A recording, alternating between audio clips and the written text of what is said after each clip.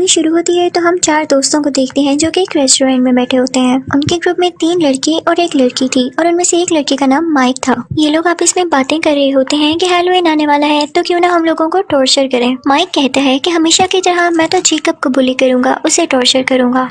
In fact Jacob एक innocent सा लड़का था जिसे हर साल माइक तंग किया करता था। ये प्लान सुनकर उनकी फीमेल फ्रेंड उन्हें मना करती है कि तुम लोगों को ऐसे किसी को तंग नहीं करना चाहिए और जेकब का क्या कसूर है जिसे तुम लोग हर साल सताते हो। तो माइक कहता है कि तुम्हारे सवाल में ही तुम्हारा जवाब है कि हम उसे हर साल सताते हैं और ये अब हमारी आदत बन चुकी है। तुम क्या जानो कि उसे सताने में कितना मजा आता है। वो लड़की उस ग्रुप में मौजूद अपने बेस्ट फ्रेंड को भी मना करती है कि ऐसा नहीं करना तुम, लेकिन जब माइक उसकी बात नहीं मानता तो वो वहाँ से उठकर चली जाती है। फिर हम देखते हैं कि माइक और उसका दोस्त खाना खा चुके होते हैं और अब वो जाते हैं मैनेजर के पास बिल पे करने के लिए। तो मैनेजर उनसे पूछने लगता है कि हैलोवीन आ रही है, तुम लोगों के क्या प्लान्स हैं। तो माइक उससे कहता है कि हम एक लड़के को बहुत बुरी तरह टॉर्चर करने वाले हैं जिससे हमें बहुत मजा आने वाला है। तो मैनेजर भी अपना इंटरेस्ट शो करता है और कहता है कि मैं भी जानना चाहता हूँ कि तुम लोग कैसे उसे टॉर्चर करोगे। माइक कहता है कि नहीं, ये मेरी और मेरे दोस्तों का प्लान है।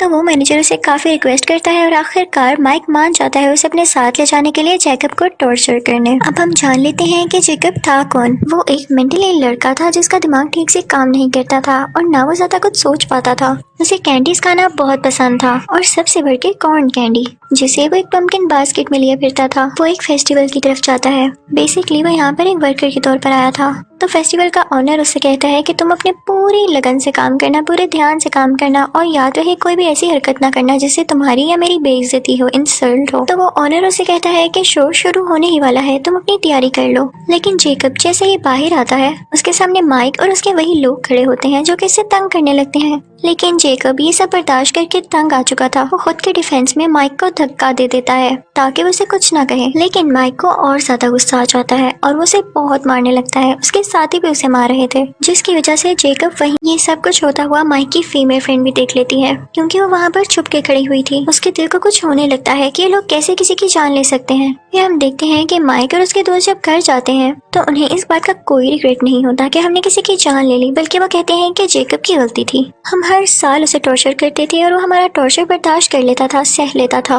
लेकिन इसी साल उसने खुद को प्रोटेक्ट करने के चक्कर में मुझे धक्का दिया, तो क्या मुझे गुस्सा ना आता। यानी इतने जालिम थे ये लोग। दूसरी तरफ हम देखते हैं कि माइक की वही फीमेल फ्रेंड बहुत बुरा फील कर रही होती है जेकब को लेके। जब फेस्टिवल में शो का ऑनर ये देखता है कि जेकब को किसी ने मार दिया है तो उसे बहुत गुस्सा आता है कि मेरी वर्कर को कोई ऐसे मारकर कैसे जा सकता है। वो दिल का अच्छा इंसान होता है। वो जेकब की बॉडी को उठाकर अंदर ले आता है और उसके फेस पर कोई मास्क पहनाता है। उसके बाद वो एक रिचुअल करने लगता है जिससे किसी की सोल उसके अंदर आ जाती है और अब जख्मी जेकब फिर से जिंदा हो जाता है ताकि वो बदला ले सके उन लोगों से अपने मर्डर का। दूसरी तरफ हम देखते हैं कि माइक की फीमेल फ्रेंड टाउन के शेरिफ के पास जाती है और उसे सब कुछ बताती है कि जेकब को किन लोगों ने मारा और किस तरह मारा। तो शेरिफ ये सब सुनकर कहता है कि ठीक है, मैं इसे नोट कर लेता हूँ, लेकिन अभी तक मेरे पास इसकी कोई रिपोर्ट नहीं आई। लेकिन जब शेरिफ को पता चलता है कि टॉर्चर करने वालों में से एक उसका बेटा ही था यानी माइक, तो उसे यकीन नहीं आता कि मैं टाउन का शेरिफ हूँ, मेरा बेटा ऐसे कर सकता है। तो वो सीधा उस फेस्टिवल के ऑनर के पास जाता है और उसे पूछता है कि जेकब कहाँ पर है, उसे क्या हुआ था। तो वो ऑनर उससे कहता है कि सबको गलत लगा कि वो मर गया है, वो बस कुछ जख्मी था, घर भेजा है। क्योंकि बात तो सच थी कि ऑनर की हरकत के बाद हम जेकब को मरा हुआ तो काउंट नहीं कर सकते थे ना। शेरिफ सीधा जेकब के घर जाता है और दरवाजा नॉक करने लगता है, लेकिन कोई भी दरवाजा नहीं खोलता तो वो वापस आ जाता है। फिर हम माइक की उस फीमेल फ्रेंड को देखते हैं। उसका एक दोस्त उससे मिलने आता है और वो उसे बताता है कि शेरिफ ने इन्वेस्टिगेशन की है और उन्हें पता चला है कि जेकब अभी जिंदा है। ये सुनकर उस लड़की को थोड़ा सुकून होता है कि शुक्र है वो जिंदा तो है। फिर हम देखते हैं कि मैनेजर जिसने माइक के साथ मिलकर जेकब को मारा था वो किसी को बता रहा होता है कि मेरी हैलोवीन बहुत अच्छी गुजरी, मैंने बहुत मजा किया पहली बार। और फिर उसके बाद वो वॉशरूम आता है जहाँ पर वही पम्पकिन बास्केट पड़ी होती है और उसमें कॉर्न कैंडी होती है। वो उसे खाने लगता है और तभी वहाँ पर जेकब आ जाता है। जेकब उसका पेट चीरकर उसे पूरी तरह से मार डालता है, यानी उसने अपने एक मर्डर से बदला ले लिया था। उस जगह पर शेरिफ भी आ जाता है और इन्वेस्टिगेशन करने लगता है। हर तरफ कैंडी कॉर्न बिखरी हुई थी। जब शेरिफ इन्वेस्टिगेशन करता है तो उसे पता चलता है कि उस रात जेकब को टॉर्चर करने वालों में से ये मैनेजर भी था। तो उसे पता नहीं क्यों ये शक होता है कि इसके पीछे जेकब का हाथ है, जेकब ने ही इसे मारा है। वहाँ पर माइक की वो फीमेल फ्रेंड भी होती है जो कि अपने बेस्ट फ्रेंड के साथ आई होती है। तो शेरिफ उनको भी सब कुछ बताता है जो कि जाकर वो माइक और उसके दोस्त को बताते हैं। माइक कहता है कि ये तो पॉसिबल ही नहीं है कि जेकब किसी का मर्डर कर सके, उसमें इतनी हिम्मत कहाँ से आई। उसमें अगर इतनी हिम्मत होती तो वो खुद को बचा न लेता। और जहाँ तक बात रही मैनेजर के मर्डर की, तो हो सकता है उसके कि किसी दुश्मन ने उसका मर्डर किया हो, जरूरी तो नहीं है कि जेकब ही हो। तो बाकी सब लोग भी इस बात को मानने पर तैयार हो जाते हैं कि हो सकता है कि उनका ख्याल ही हो। लेकिन जैसे ही वो लोग माइक के दोस्त के घर से जाते हैं तो उसे अजीबोगरीब हरकतें महसूस होना शुरू हो जाती हैं अपने घर में। वो आगे बढ़कर देखता है तो उसे भी वही पंपकिन बास्केट दिखाई देती है। वो बहुत हैरान होता है और इसी हैरानी में उस पर जेकब अटैक कर देता है। वो उसे दीवार के साथ लगा के अपने हाथ से ही उसकी स्पाइनल कॉर्ड यानी रीढ़ की हड्डी खींच लेता है, जिससे उसकी फौरन डेथ हो जाती है। दूसरी तरफ हम देखते हैं कि शेरिफ को पूरा शक होता है कि ये मर्डर जेकब ही कर रहा है। तो वो दोबारा से उस फेस्टिवल ओनर के पास जाता है। तो वो उसे आगे से कहता है कि मैंने आपको बताया ना कि वो जख्मी था और मैंने उसे अपने घर रेस्ट करने के लिए भेजा है।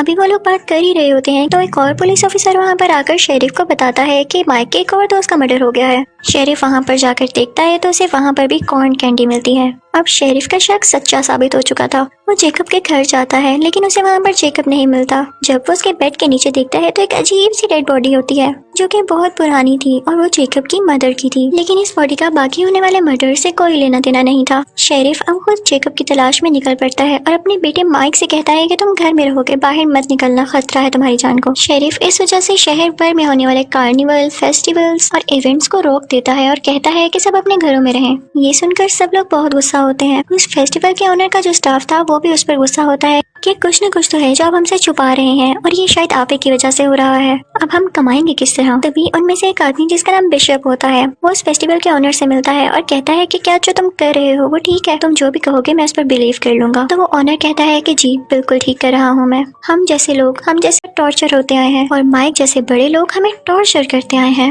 ये उनकी आदत बन चुकी है दूसरों को सताना और उनका दिल दुखाना। असल में माइक और उसके साथियों ने ही जेकब को मारा है। मैंने बस उसे जिंदा किया कि वो अपने मर्डर का बदला ले सके। तो आप मुझे बताएं क्या ये गलत बात है? ये बात ओनर के सब स्टाफ मेंबर्स के सामने भी आ जाती है और वो एग्री हो जाते हैं कि हम इस ओनर का साथ देंगे क्योंकि सच कह रहा है। टॉर्चर करने वालों के खिलाफ उनके अगेंस्ट कोई ना कोई स्टेप तो लेना होगा। फिर हम देखते हैं कि माइक की फीमेल फ्रेंड और उसका दोस्त एक जगह पर होते हैं। वो लड़की कुछ टाइम के लिए अंदर जाती है और जब बाहर आती है तो देखती है कि उसके दोस्त की डेड बॉडी पड़ी हुई है।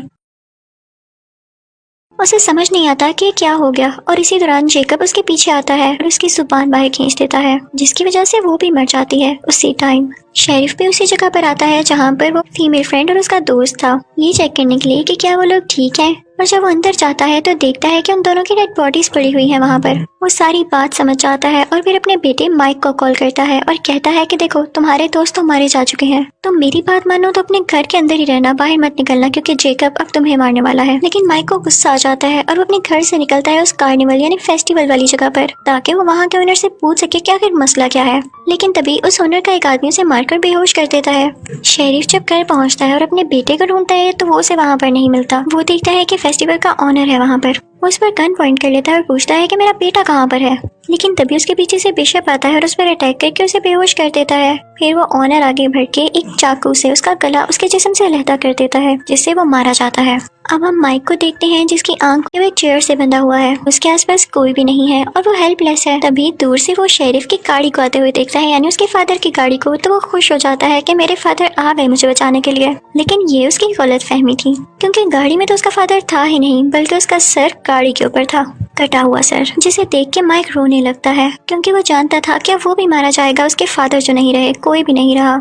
तभी आता है जेकब उसके सामने, जो कि अब उसे बहुत बुरी तरह टॉर्चर करके मारने वाला था। वो उसके दोनों बाजू उसके जिस्म से लहदा कर देता है और फिर एक एक करके उसके सारे दांत निकाल देता है और इसी तरह उसे टॉर्चर कर करके उसे मार डालता है। फिर सीन चेंज होता है और हम उस फेस्टिवल के ओनर को देखते हैं जो कि किसी दूसरे शहर में अपना शो कर रहा होता है। वो वहाँ पर एक लड़की को एक नेकलेस देता है जो कि माइक के दांतों से बना हुआ था और उसे बता रहा होता है जेकब के बारे में। तो वो लड़की कहती है कि मुझे इस बात पर यकीन नहीं है कि वो कैसे जिंदा हो गया और कैसे लोगों को मारता है। तो वो ऑनर उससे कहता है कि कुछ लोग मासूम लोगों की बिला वजह जान ले लेते हैं, उनको सबक सिखाने के लिए जेकब को जिंदा किया गया है। फिर मूवी के लास्ट सीन में हम देखते हैं कि जेकब अपने घर में वही मास्क पहने बैठा होता है और वो अपनी फेवरेट कॉर्न कैंडी खा रहा होता है और इसी के साथ ही मूवी एंड हो जाती है। Thank you.